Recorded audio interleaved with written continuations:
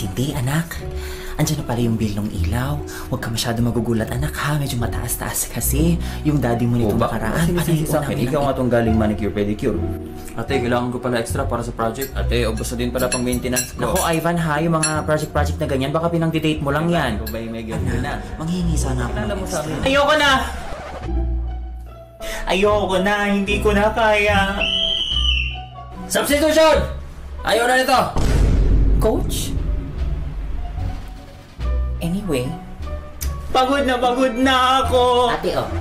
Mana ka na to? Energy drink, para hindi ka mapagod. Thanks. Hindi nyo ako naiintindihan! Ladies and gentlemen, Sofia Beltran, Cindy's interpreter for tonight. Guys, ano ba? Nagmo-moment ako dito eh, oh. Okay lang? Buong buhay ko wala akong ibang inisip kundi kayo. Sila lang? Hoy, parang sure ah. Siyempre iniisip din kita. Office crush kiri. Chat kita mamaya. Daddy, oh. Isusubo ko na lang, ilalaan ko pa para sa inyo. Huwag sinungaling, bestie. Panay coffee natin sa office at laging venti. Ay, pa-breakfast. Sorry. Shh! Kumainin. Nakapagod na din kasi. Ang akin lang naman. Pwede ba? This time, ako naman yung the one na inaalagaan. Priority. I think mahaba-habang usapan yan, bestie. Pero kung gusto mo na agad-agad, eto ka. FWD, the one for life insurance cover. Andyan pag kailangan mo, priority ka, and the people you love. You can even personalize it depending on your needs. Pwede kang mag-add ng accidental death benefit and critical illness cover. Deserve, diba? Gastos na naman. Gastos nga ini-emote ko dito, diba?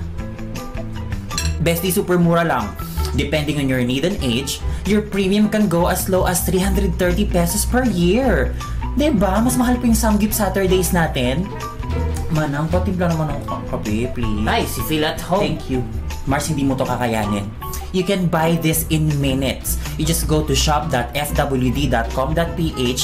No medical tests required.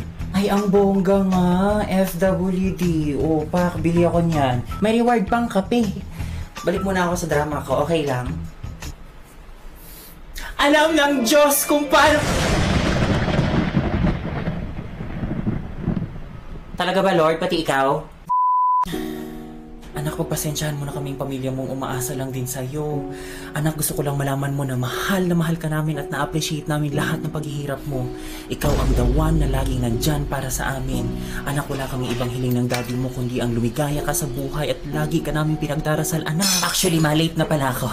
Ako na dawan nyo, andito lang, hindi nawawala. Pero yung trabaho ko, oo. Kaya next time na natin ituloy itong drama na to, ha? Work po tayo, opo. Bye guys, love you. Pwede sabay ako. Sige, anak.